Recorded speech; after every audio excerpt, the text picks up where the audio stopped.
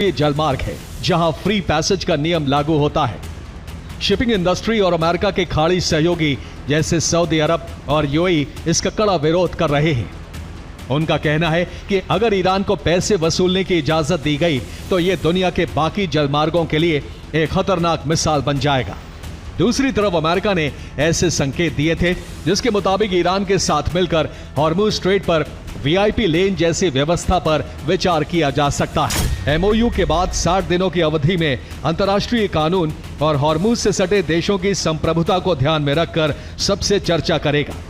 Hormuz में भविष्य के प्रशासनिक मॉडल को तय करने के लिए ओमान सल्तनत के साथ बातचीत करेगा। यानी ट्रंप भी ईरान के इस विचार पर सहमत हैं कि हॉर्मुज में कोई नई प्रशासनिक व्यवस्था बनाई जाएगी। ईरान के इस कदम की सबसे बड़ी वजह लेबनान पर जारी इजरायल के हमले हैं। एक रिपोर्ट के मुताबिक लेबनान का मुद्दा इस पूरी डील की सबसे अहम कड़ी है।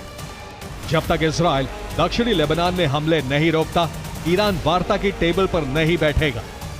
ईरान ने इसे समझौते की पहली शर्त का उल्लंघन माना है।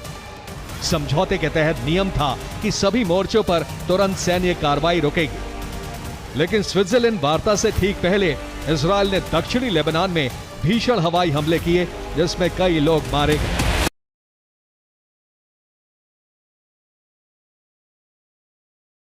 धमकी के बाद जहाजों की आवाजाही बंद। हॉर्मुज स्ट्रेट में ईरान ने फिर बढ़ाई सख्ती। हॉर्मुज पार करने से जहाजों को रोका गया है।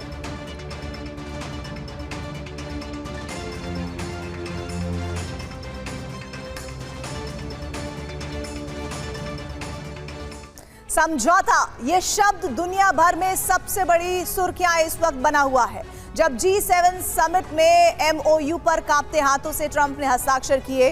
ट्रंप ने उसी वक्त कहा था कि आसान नहीं है, लेकिन उनका आशय था कि समझौते पर हस्ताक्षर करना आसान नहीं है और वो ये भूल गए कि समझौता उस ईरान से हो रहा है जिससे पार पाना आसान नहीं है। अब इस एमओयू से ईरान पीछे हट गया और हॉर्मुज को एक बार फिर बंद कर दिया, क्योंकि ईरान का कहना है कि एमओयू लागू ही नहीं हुआ। उसका तर्क है कि इजरायल ने लेबनान पर हमले नहीं रोके, ये तो समझौते की पहली ही शर्त का उल्लंघन हो गया। इसीलिए हॉर्मुज फिर से बंद है और अरब में फिर महासंग्राम के तीसरे चरण की आहट गूंज उठी है। आईआरजीसी ने शाम को हॉर्मुज बंद करने का ऐलान कर दिया।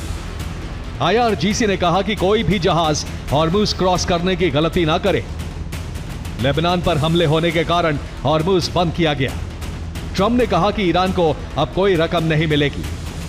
ट्रंप ने धमकी दी कि ईरान पूरी तरह खत्म हो चुका है। अमेरिकी राष्ट्रपति डोनाल्ड ट्रंप और उपराष्ट्रपति जेडी वेंस पहले ही कह चुके हैं कि अंतर्राष्ट्रीय समुद्री कानूनों के तहत हॉर्मुज स्ट्रेट एक अंतर्राष्ट्रीय